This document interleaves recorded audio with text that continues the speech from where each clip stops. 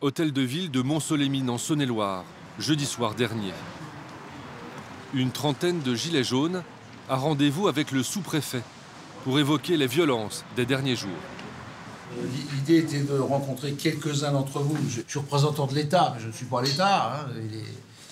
En tout cas, pas l'État central. Un sous-préfet très prudent. Mais la fracture est déjà trop importante. Vous avez interpellé mon fils pour faire un exemple. La police le poussait dans le feu, il a juste fait un geste de la main, vous l'avez pris pour rébellion. Vous l'avez jeté comme une merde par terre. Moi, le père, je suis intervenu, pris pour rébellion. Vous trouvez ça normal, monsieur? Cyril, ouvrier chez Michelin depuis 22 ans, n'en peut plus. Et après, vous dites que vous êtes pacifiste. Les gilets jaunes, c'est qu'il y en a un qui bouge de travers, tu le tues. Un dialogue impossible. Chacun s'accuse mutuellement des violences. On a déjà la réponse. À la télé, on prévient que samedi à Paris, les gilets jaunes, c'est des tueurs. Hein? Eh bien, des tueurs, quand même, nous traiter de tueurs avant qu'il y ait quoi que ce soit, c'est bien aussi chercher. Ouais, ils cherchent bien. Précisément sur la place de l'Étoile, où des gens ont jeté des pavés. Les gens ont jeté des pavés sur des forces de l'ordre, effectivement, ça peut tuer quelqu'un. Ça, c'était dit. Que l'autre singe à l'Élysée, il fasse quelque chose pour nous aussi. Parce qu'on ne va pas faire que ça. Monsieur, les gens en ont ras-le-bol. C'est les petits qui prennent. Ras-le-bol. C'est toujours le plus petit niveau. Dernière cartouche pour le sous-préfet, l'annulation des taxes sur l'essence. Je n'ai jamais vu un gouvernement céder à un tel mouvement et l'organiser. C'est quand même un pas qui a été fait, c'est indiscutable. Rien n'y fait. Les gilets jaunes mettent fin à la discussion, à leur manière. Citoyens, formez vos bataillons, marchons, marchons, 15 ans impurs, arbre de nos sillons. C'était la semaine de tous les dangers avant l'acte 4 de la mobilisation anti-Macron. Occupation des péages, blocage des dépôts de carburant, campement qui s'installe dans la durée. Les mêmes scènes vécues partout en France. Les gilets jaunes ne désarment pas. Mais les pauvres, ils sont pauvres, mais ils sont pas cons. À Nantes, au Puy-en-Velay, à Mont-Solémine, à Avignon, nous sommes allés à la rencontre de ceux qui n'en peuvent plus. Les gilets jaunes, il y en a qui en ont tellement ras-le-bol qu'ils vont se mettre à casser. Mais aussi de ceux qui souffrent des blocages. Ils peuvent pas nous empêcher de faire du commerce, quoi. C'est pas possible. Parce que moi, j'ai pas le droit ni au RSA, ni aux ACDIC, à rien du tout. Moi, je vais crever. Le gouvernement lâche du lest, mais la fracture semble irréversible. On peut plus être des moutons. Enfin, nous étions avec les gilets jaunes qui ont préparé leur montée à Paris. Ah, il a déjà morflé, celui-là. Pour cette manifestation de toutes les colères.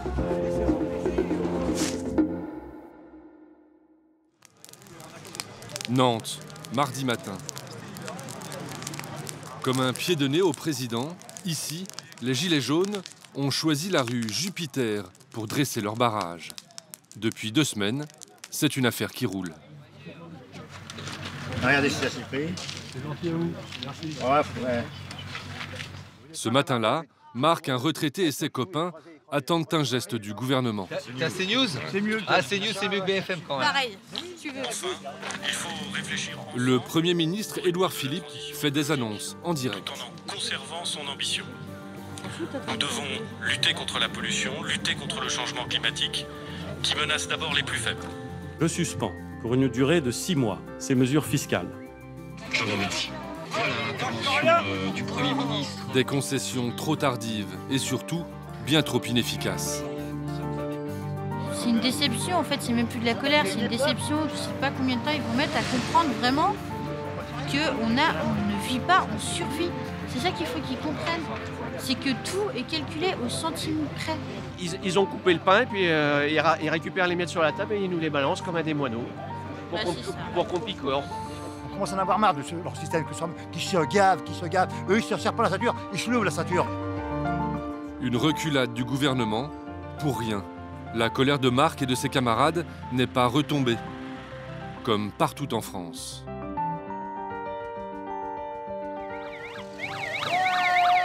Nous sommes à la sortie du Puy-en-Velay, en Haute-Loire. Un autre bastion, des gilets jaunes. Bonjour à toutes et à toutes. Ils ont établi un camp de base. Macron. Ça, c'est pour Macron, ça. Ils se sont eux-mêmes surnommés les mignons, comme les petites créatures jaunes du dessin animé. Merci, bonne journée. En voici deux, Laurie et Romy, une aide-soignante et une agricultrice de la région. Leur objectif aujourd'hui, C'est ça. Merci, monsieur. faire signer une pétition réclamant la démission du président Macron. Ah, vous êtes gentil. Ici, presque tous les automobilistes la signent. Super. Merci beaucoup. Moi, je viens pas parce que j'ai un mari qui est très malade. Sinon, je crois que je sais. Vous êtes super. Et je travaille dans la fonction publique. Merci beaucoup, madame. Vous allez être là jusqu'à quand ici? Jusqu'à ce que ça lâche. De l'autre côté, Qu'est-ce que ça doit lâcher? eh ben, remettre l'ISF, augmenter les salaires. Ça pourrait être pas mal. Enfin, le SMIC, du moins. Non, pour moi, c'est jusqu'à ce qu'ils se barrent. C'est tout. Pardon? Jusqu'à ce qu'ils partent. Au QG des Mignons, ils sont une dizaine à vivre sur place, jour et nuit, depuis 2 semaines. Ça va, impeccable. Ouais. Comme Jérôme, un agriculteur qui n'est pas rentré chez lui depuis maintenant 5 nuits. Vous avez un peu la salle à manger. Les Mignons ont même établi un code de bonne conduite pour coexister en harmonie. En fait, c'est aider dans les tâches, tenir le camp propre et surtout se ménager pour éviter des tensions inutiles parce que la fatigue, au bout d'un moment, ça prend le dessus et ça en finit plus. Donc des petites histoires et tout ça. Et avant de se disputer entre nous, je pense qu'on a une lutte à faire, c'est contre Macron. Voilà. Le coin casse-croûte, on va dire le frigo. C'est ici que l'on mesure la popularité du mouvement. Voilà, ça c'est donc tous les dons que les gens nous font. Là, on a un petit message, voilà. Merci et bravo. Malheureusement, nous ne pouvons être avec vous qu'après le taf, les après-midi et le week-end. Nous sommes avec vous, voilà. Et c'est des gens qui nous donnent plein de choses, qui nous disent merci. Et on a eu un agneau en don, on a eu des plateaux de charcuterie, enfin tous les jours. Voilà. Là, vous avez de quoi tenir combien de temps? Avec ce qu'on nous apporte tous les jours, on peut tenir des années, donc voilà, il n'y a pas de souci. Hein. Déjà, on nous a promis des dindes pour Noël, donc si Macron veut tenir jusqu'à Noël, nous aussi, il n'y a pas de problème.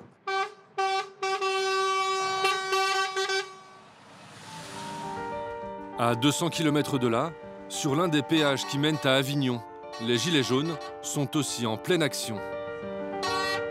Abdel, 40 ans, Avancez-vous, madame, je vous en prie. a sa propre méthode. Alors, vous êtes bloqué jusqu'à demain 10h, madame, mais ne vous inquiétez pas, il y a du café. L'humour. Depuis hier, il occupe un péage, dans la bonne humeur. Au revoir, madame. J'aime bien commencer par une blague parce que ça les... Tu sais, tu commences par les stresser, tu sais. Vous, madame, je vous aime pas, vous allez rester là. Tu sais, la femme, elle panique et tout. En prime, je vous fais une petite danse. Voilà, ça, c'est de la danse. Eh, je fais comme dans les feux rouges, tu sais. Bon courage, mon pote. Merci, vous aussi. Une seule règle ici, personne ne paie le péage. Bonsoir, messieurs, dames. Alors, il nous faut permis, carte bleue, tout ce qu'il faut. Rien de tout Merci ça. beaucoup. Bah, avec nous, ça passe. Ça va. Mais attention, si c'était Vinci ou quoi, vous aurez morflé. Merci à vous. Bon courage. Bon courage, on les aura. On va les avoir. Super, merci. C'est un peu illégal ce que vous faites là. Ben, un mouvement contre le nôtre, c'est justement que la légalité, elle nous tue.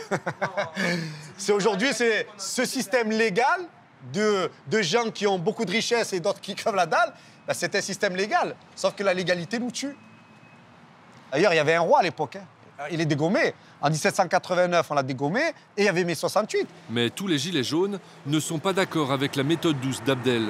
Certains veulent aller plus loin et empêcher les camions de passer. Les camions, ils rentrent pas sur l'autoroute. Ouais, tu veux fermer l'autoroute? Juste les camions, ils rentrent pas. Moi, je te laisse faire. Je te dis juste que eux, là, ils vont rentrer en grève dimanche. Mais écoute, j'attends pas dimanche, moi. J'attends pas dimanche. Jusqu'à dimanche, ça travaille, ça. Moi, je te laisse faire. Depuis le début, on doit les bloquer, les camions. Ouais. On fait quoi? On va à la maison, là, dans ce cas-là. Je ramène des chips, des cacahuètes et on laisse les camions passer. Et non, c'est pas comme ça que ça marche. Après, t'as vu, moi, je sais pas comment ça marche. Il n'y a pas de structuration, il n'y a rien. Finalement, c'est Abdel qui l'emporte, mais il fait un compromis.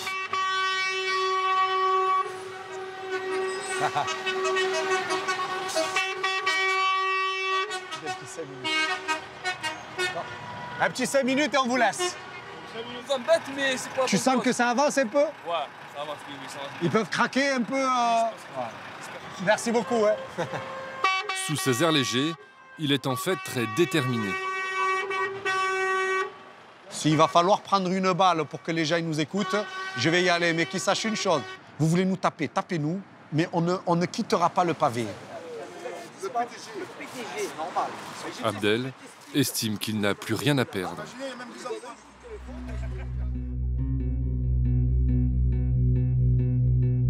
Mont-Solémine, mercredi soir dernier.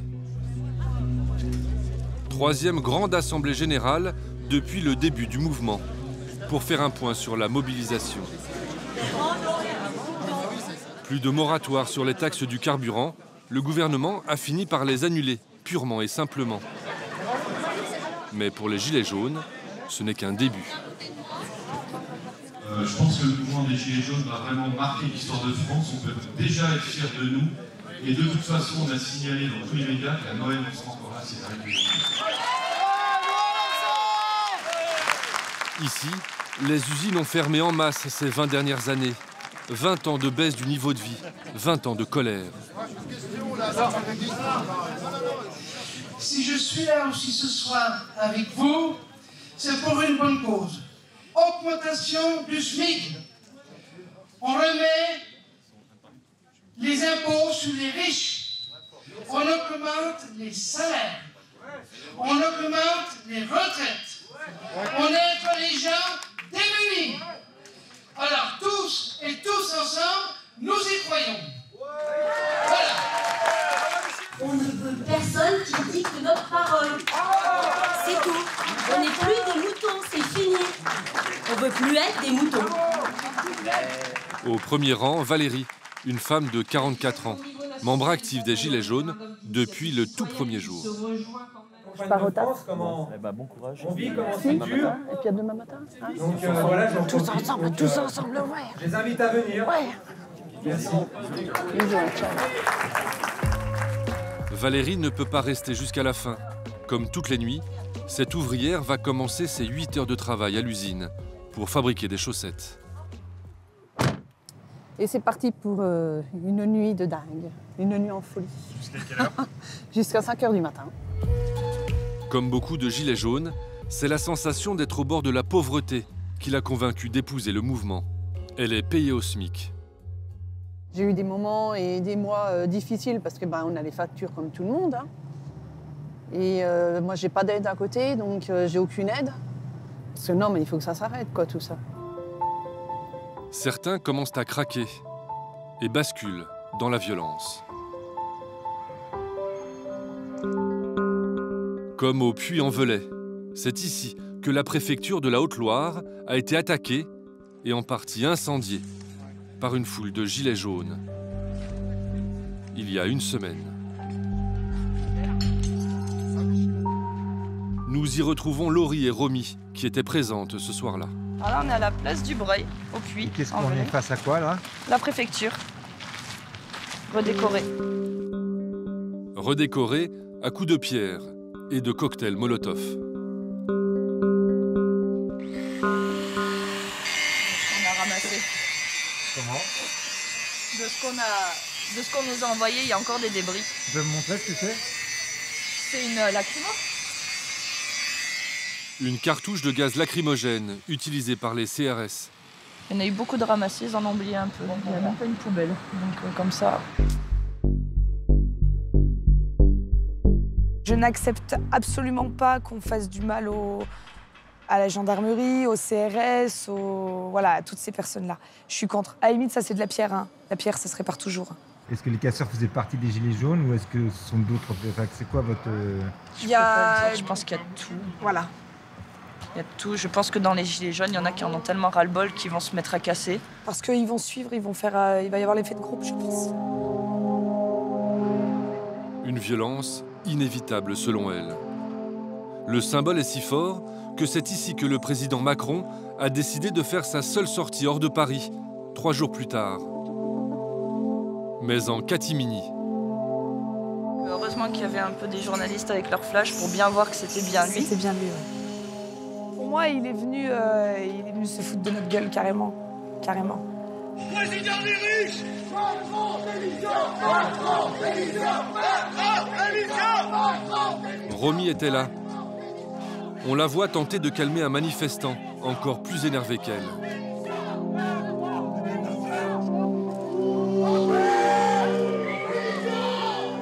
En termes d'image, la visite sera terrible pour le président.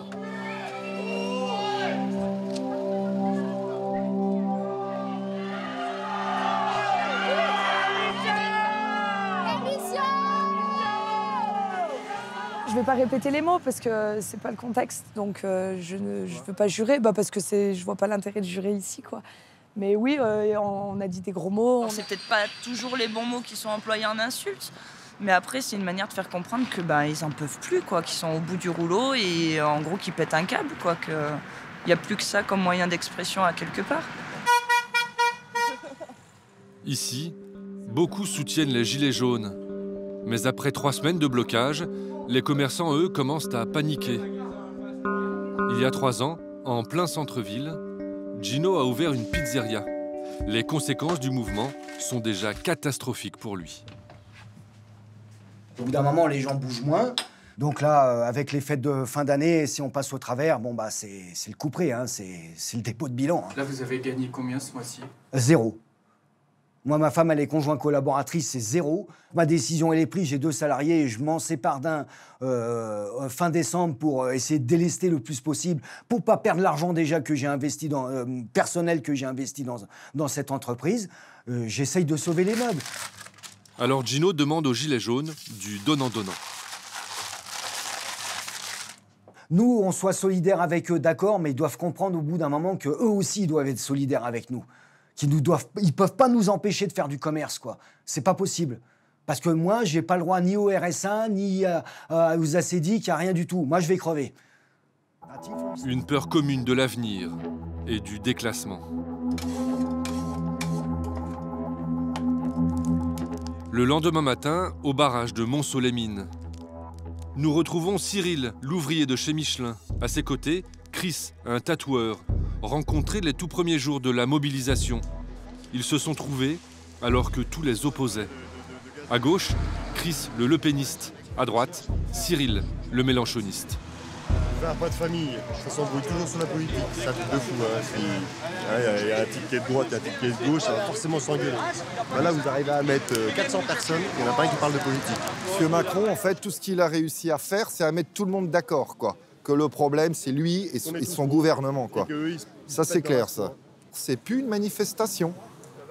C'est fini, c'est une révolte, c'est une révolution. Il faut appeler les choses par leur nom. Cette révolution, ils veulent en prendre leur part. La semaine dernière, ils ont participé ensemble à la manifestation parisienne. Mais sans violence, affirme-t-il. Voilà. À ce moment-là, c'est juste pas respirable, quoi. Et là, les gens, ils sont paniqués, quoi. La moitié des gens, les 3/4 des gens qui sont là, ils savent pas. Vous avez des gens entre 35 et 50 ans là, que je vois sur la photo. Là. C'est le lambda, c'est l'ouvrier, c'est lui, c'est ils sont pas venus casser, celui-là. Et déterminé, c'est pas être dangereux, c'est pas être agressif, c'est que tout le monde en a marre et que tout le monde doit bouger, quoi. Ils ne s'arrêteront pas. Ils seront du prochain rassemblement à Paris. Retour en Haute-Loire. Allez, viens, ma Juju. Nicolas a 31 ans. Il vient d'avoir une petite fille. Justine, 5 mois. Hop, viens avec moi. Et voilà. Il est garagiste. Sa femme, secrétaire commerciale. À eux deux, ils gagnent 2 900 € net par mois. Mais depuis quelques années, la vie est devenue plus compliquée. Et Nicolas s'inquiète pour l'avenir de sa fille. Ah oui, tes yeux piquent, hein. C'est le petit somme. Voilà. Mes grands-parents ont laissé des choses à mes parents. Mes parents nous laisseront certainement une bricole. Mais ouais, on voit que depuis 3 générations, en fait, il y a moins en moins de... Il reste moins de patrimoine. Et alors d'aujourd'hui, c'est même la question, est-ce qu'il y aura un patrimoine à lui confier? Est-ce qu'il y aura quelque chose à lui donner, à elle, que ce soit financier, immobilier ou tout ce qu'on veut? Ouais, t'as l'air d'être d'accord. Chaque mois, Le couple n'arrive à épargner que 50 €. Non, t'en veux un peu plus? L'argent file et les dépenses deviennent Enfin. une obsession. Au fil de la journée, en fait, chaque action que vous faites, au réveil, ben, vous commencez à dire, bah, tiens, c'est inconscient, j'allume l'électricité, le compteur il tourne. Vous prenez votre douche, le compteur d'eau il tourne. Vous démarrez la voiture, consomme du gasoil, on use la voiture, on use les pneus. C'est ce qui a poussé Nicolas à revêtir le fameux gilet jaune. Allez, c'est bon, les chaussures, le bonnet, les vestes. Allez, on est paré. Systématiquement, après son travail, il rejoint le camp des mignons. Il apporte un petit cadeau ce soir. Ah, il va être content. Un nouveau groupe électrogène.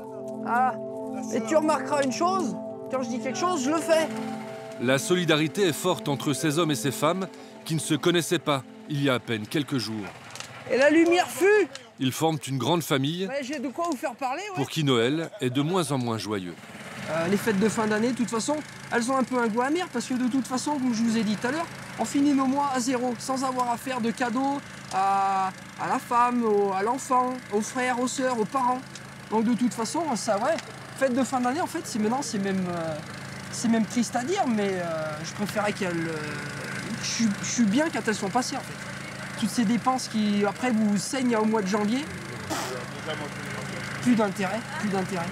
Allez, à demain, bonne soirée. Ouais. Ciao. Allez, bonne soirée, à demain.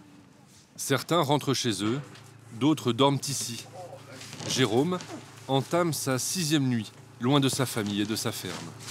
Il reste déterminé, comme au premier jour.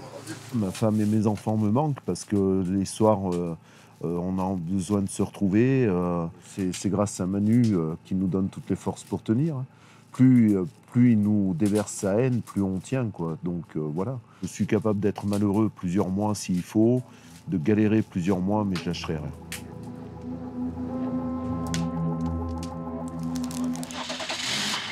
Hier à Montceau-les-Mines, 5 h du matin.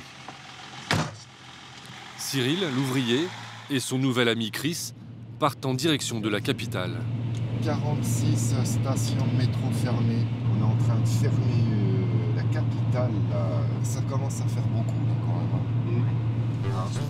Après 4 heures de route, l'entrée à Paris se fait finalement sans aucun problème. Ça va.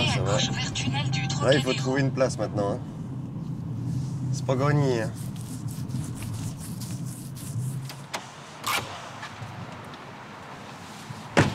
Alors, je sais pas si c'est une bonne idée d'être là, mais bon. Enfin, t'es tout libéré. Il y a de la place de partout. Cyril est un peu inquiet. Il n'est pas venu là pour casser ou pour prendre des coups, mais il a quand même anticipé les violences. Une petite trousse de secours quand même si c'est pas pour moi, ça peut être pour le voisin, quoi. Ça peut toujours servir, quoi. Un gars qui se fait esquinter, tu prends une bande, tu fais un petit truc, quoi. Non. Mon gilet. Ah, il a déjà morflé celui-là. Faut pas me la brûler, hein. Les deux amis ont décidé de se rendre sur la place de l'Étoile, devenue le symbole de cette contestation nationale. C'est le point de rendez-vous que ne veulent pas manquer les Gilets jaunes. Mais très vite, la situation se tend avec les CRS.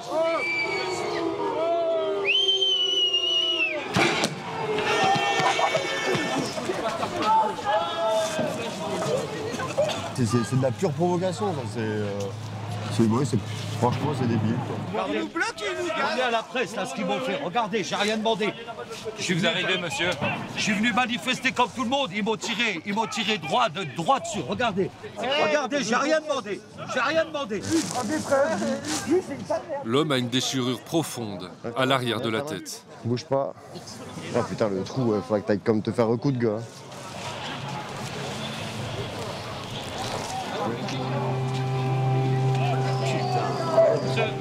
Le blessé sera évacué à l'hôpital. Cette bouffée de violence n'entame pas la détermination des deux hommes. Bien au contraire, elle creuse encore un peu plus le fossé entre les Gilets jaunes et l'État.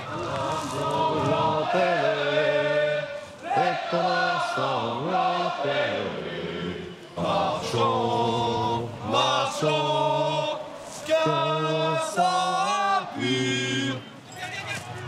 charge de CRS. Malgré la violence de cette journée, pour Chris et Cyril, l'objectif est atteint.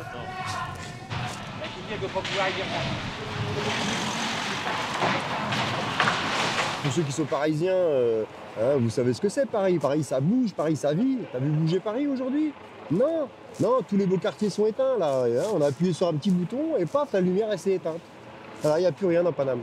Et ben Macron, s'il peut endurer ça longtemps, qu'il continue, mais personnellement, moi que Paris s'éteigne, ça me dérange pas. Donc ouais, samedi prochain, bientôt. Ouais.